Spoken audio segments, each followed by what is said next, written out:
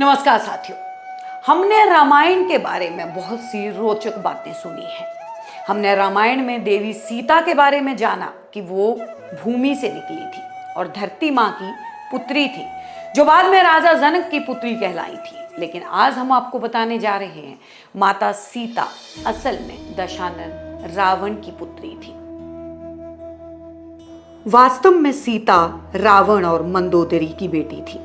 इसके पीछे बहुत बड़ा कारण थी वेदवती। सीता वेदवती का पूर्ण जन्म थी। वेदवती एक बहुत सुंदर, सुशील, धार्मिक कन्या थी, जो कि भगवान विष्णु की उपासक थी। उन्हीं से विवाह भी करना चाहती थी।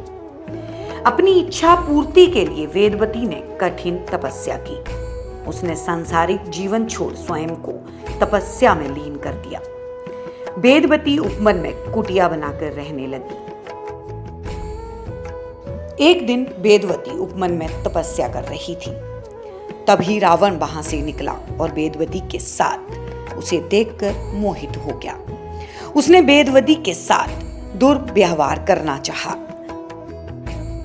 जिस कारण वेदवती ने हवन कुंड में कूदकर आत्मदाह कर लिया और वेदवती ने ही मरने से पूर्व रावण को श्राप दिया कि वह खुद रावण की पुत्री के रूप में जन्म लेगी और रावण की मृत्यु का कारण बनेगी।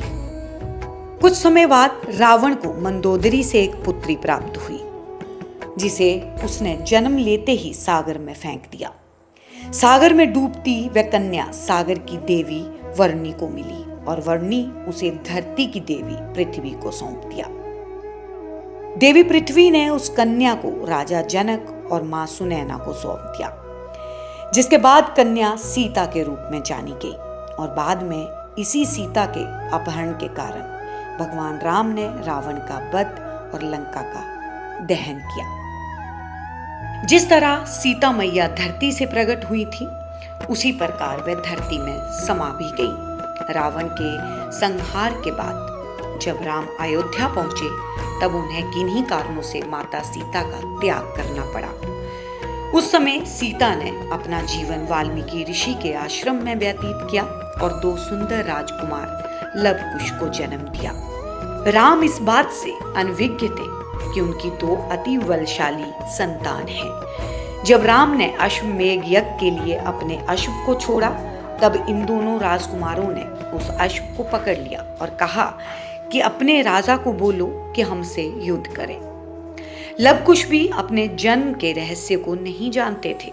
लवकुश के साथ हनुमान जैसे सभी अयोध्याओं ने युद्ध किया, लेकिन कोई उनसे नहीं जीत पाया।